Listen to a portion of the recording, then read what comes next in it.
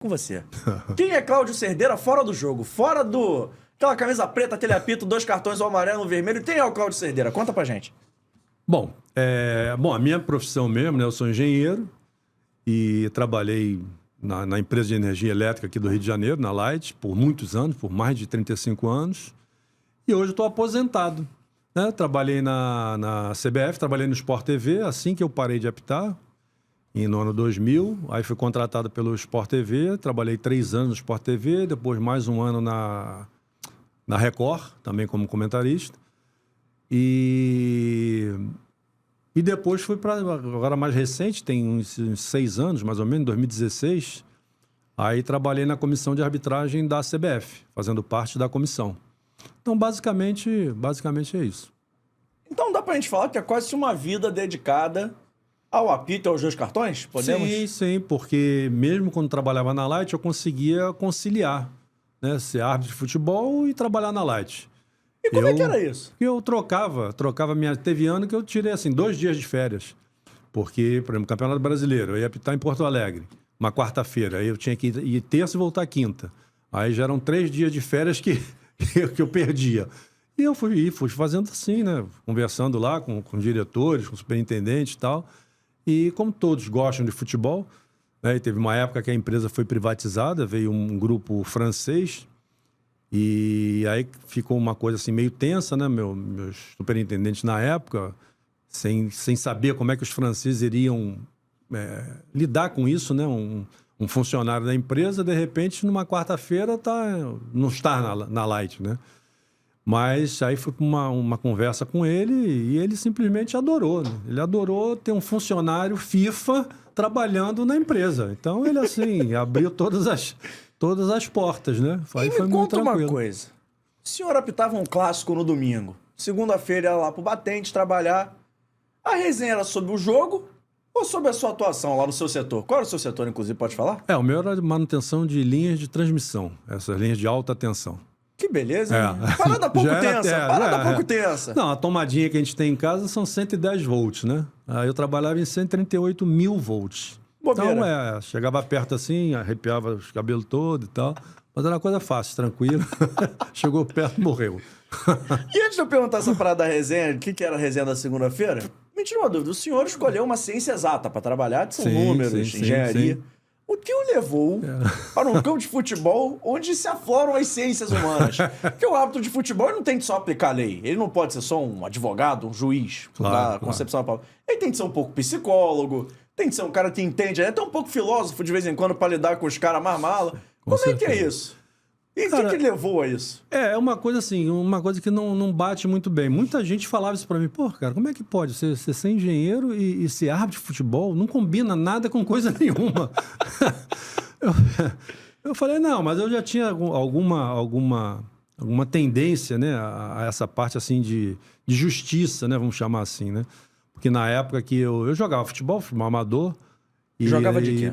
Não, eu jogava de volante. Hoje que o Vasco está precisando, vou me inscrever lá. Que eu acho que eu ainda jogo nesse time. Mas meus amigos, quando meu time não estava jogando, meus amigos mesmo queriam que eu apitasse. O Cláudio, apita esse negócio aí, que esse jogo aí vai ser brabo e tal, apita aí. E eu comecei, então, a apitar amadoristicamente na futsal.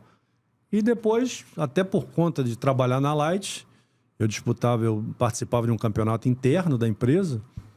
E conheci um senhor que tinha sido árbitro há muitos anos, né? Na época de Malcher, de Mário Viana e tal. E me deu uma oportunidade de eu apitar um jogo da Light. E aí ele falou, olha, você tem boas condições de se tornar um árbitro. Faz o curso. E aí foi o que eu fiz. A primeira oportunidade que teve, o curso da federação. Aí eu fiz o curso. E a partir dali comecei a apitar mirim, infantil, juvenil. E aí fui crescendo dentro dessa carreira, dessa hierarquia, né? Vamos chamar assim, da arbitragem. Agora, foi meio que por um acaso, né? Tem uns árbitros que se tornaram árbitros porque tentaram ser jogador de futebol e não conseguiram. E o meu foi meio que por um acaso. Eu já tinha jogado futebol amador e tal, mas... e sempre gostei muito de futebol e sempre gostei muito de arbitragem. E por isso até que, como tive esse incentivo desse árbitro antigo, e acabei fazendo o curso e assim que eu comecei. talvez se não tivesse essa força, né? Esse incentivo desse ex-árbitro, eu talvez não tivesse nem começado. Mas, por sorte, eu conversava muito com ele, me incentivou e tal, e eu acabei entrando e fui. Até chegar a FIFA, né? E você falou que trabalhou na comissão de arbitragem, você falou que tem árbitro que vira árbitro, que eu não conseguiu ser atleta profissional de alto rendimento. Vou fazer uma pergunta e não me entenda mal. Mas você não acha que hoje em dia, e talvez na sua época também tivesse, mas hoje em dia com as redes sociais e com mais câmeras na transmissão, não tem muito árbitro boleirão não, que de vez em quando quer aparecer por cima do jogo, quer se mostrar mais do que os artistas do espetáculo, como o pessoal chama? Na verdade, tem tudo, né? Como tem em todas as profissões, né? Então, tem árbitro que realmente acaba querendo aparecer mais do que os próprios jogadores.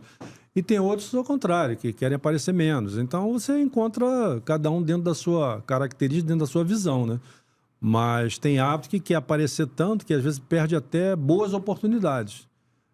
Enquanto eu estava na comissão da CBF, tinha um árbitro que poderia até ser um árbitro FIFA, mas ele se achava. Ele achava que já era um árbitro de final de Copa do Mundo. Então, o cara ainda não era nada, estava iniciando, apitando bons jogos e tal, tendo as oportunidades.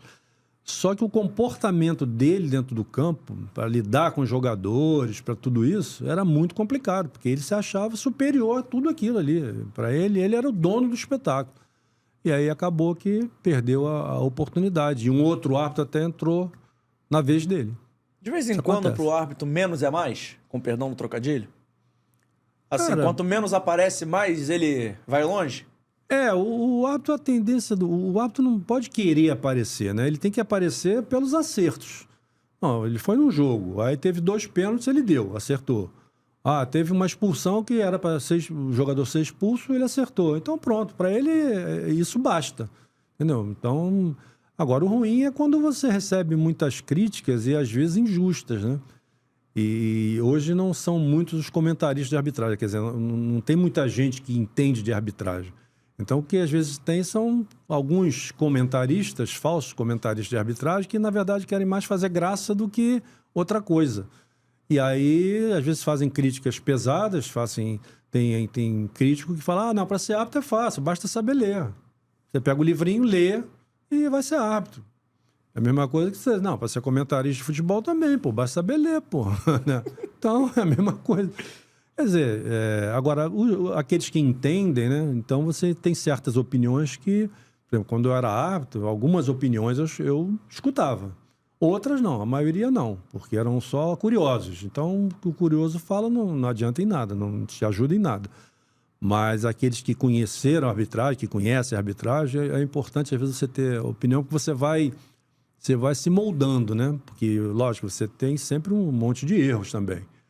Então, eu me lembro que, na minha época, teve mais de uma pessoa que conhecia a arbitragem que falou, você apita bem, mas você às vezes está muito alheio ao jogo, parece assim que você está muito frio no jogo, o jogo está a 1000 e você está a 50.